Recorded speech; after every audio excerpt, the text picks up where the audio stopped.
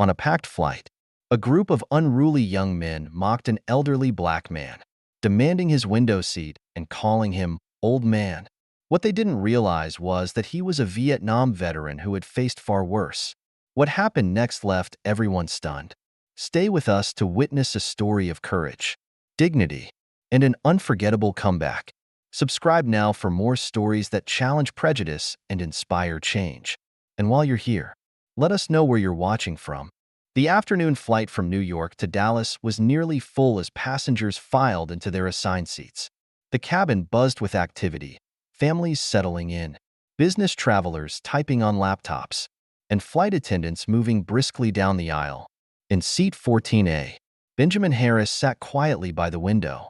He was in his early 70s, with a steady presence and a kind but weathered face. Wearing a plain brown jacket and holding a worn paperback book, Benjamin preferred to stay out of the spotlight.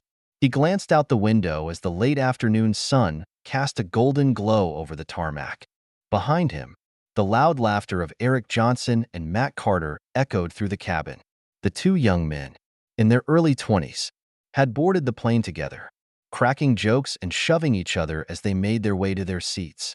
As Eric and Matt approached row 14, Eric noticed Benjamin sitting by the window. His grin widened as he nudged Matt and whispered, "Watch this." Eric leaned over Benjamin's seat and said loudly, "Hey, old man, how about you switch seats with me? I want the window." Benjamin looked up from his book, his expression calm. "Sorry, son, but I'd prefer to stay here."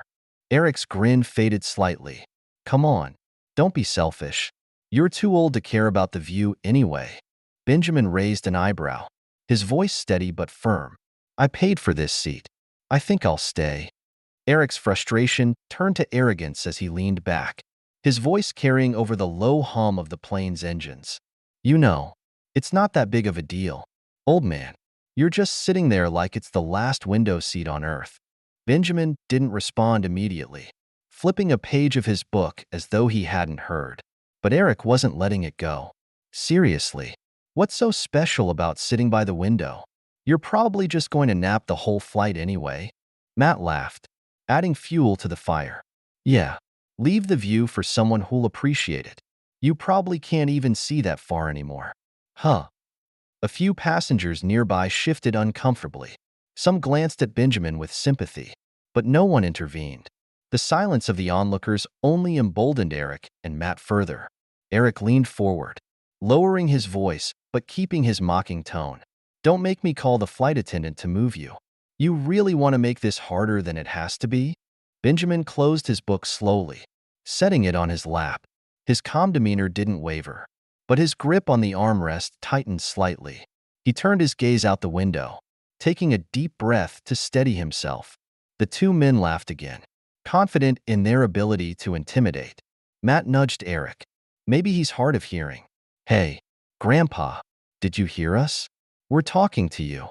Benjamin glanced around the cabin, noting the averted eyes of other passengers. He saw a young mother pulling her child closer, pretending not to notice, and a business traveler typing furiously on his laptop, clearly avoiding the scene. "They'll let this slide if I let it slide," Benjamin thought, but someone has to set them straight.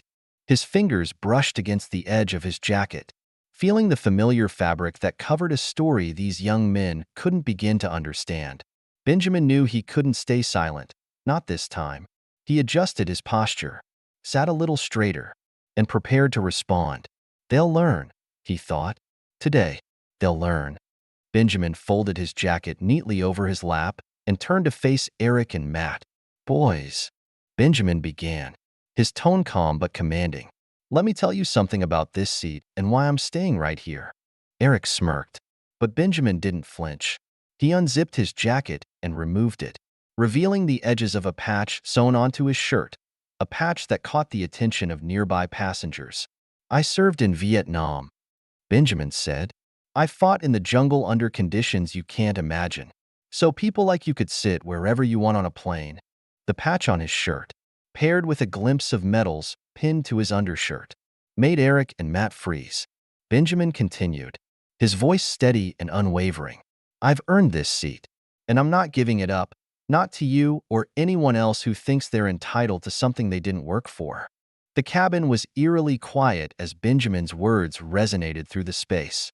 Passengers leaned in closer, their attention locked on the unfolding scene. Eric shifted in his seat, visibly uncomfortable but too prideful to fully back down. He attempted a weak laugh. Look, man, we didn't mean anything by it. Just messing around. Benjamin didn't flinch, his voice remaining steady, carrying a weight that silenced Eric's nervous chuckle. Messing around? Huh, Benjamin said, his gaze unwavering. Let me tell you something about the cost of your so-called jokes. I've seen real battles. Son, I've fought for freedoms you take for granted. And one thing I learned is that respect is earned, not demanded. He opened his jacket fully, revealing the intricate patch of his battalion and the glint of a metal pinned beneath his shirt. Gasps rippled through the cabin as passengers realized the depth of the man they had overlooked. Benjamin continued, his tone calm but resolute. That seat by the window? I earned it, just like I earned the right to stand my ground when someone tries to take what's mine, be it on a battlefield or on this plane. Eric's face turned red as the weight of Benjamin's words began to sink in. Matt's eyes darted nervously around the cabin, looking for an escape from the piercing stares of the other passengers. At that moment, Anna Green, the young flight attendant who had been quietly observing, stepped forward. Mr. Harris, she said respectfully, addressing Benjamin, thank you for your service. Is there anything I can get you to make your flight more comfortable? Benjamin gave her a polite nod. No, thank you. I'm just fine where I am. Anna turned her attention to Eric and Matt, her professional demeanor hardening. Gentlemen, I suggest you return to your assigned seats immediately. This behavior is unacceptable, and any further disruptions will be reported to the captain. A smattering of applause broke out from nearby passengers, growing louder as more people joined in. Eric and Matt, now visibly humiliated, muttered half-hearted apologies as they shuffled past Benjamin and returned to their seats. Benjamin adjusted his jacket, his calm and composed manner showing no sign of triumph, just quiet dignity. His actions had spoken louder than any insult or retaliation ever could. As the plane took off, several passengers stopped by Benjamin's seat to thank him for his service. A young boy from a nearby row shyly approached, pointing to Benjamin's medals. Were you really in a war? The boy asked. Benjamin smiled warmly, adjusting his shirt so the boy could see the medals more clearly. Yes, I was. And I learned that respect is something you give freely, not something you demand. From their seats, Eric and Matt exchanged uneasy glances. For the rest of the flight, they kept their heads down, too ashamed to speak. As the plane landed in Dallas, Benjamin stood and adjusted his jacket, his quiet dignity leaving a lasting impression on everyone in the cabin. Subscribe now for more inspiring stories of courage, respect, and justice. Have you ever met someone who taught you a lesson in humility? Share your story in the comments.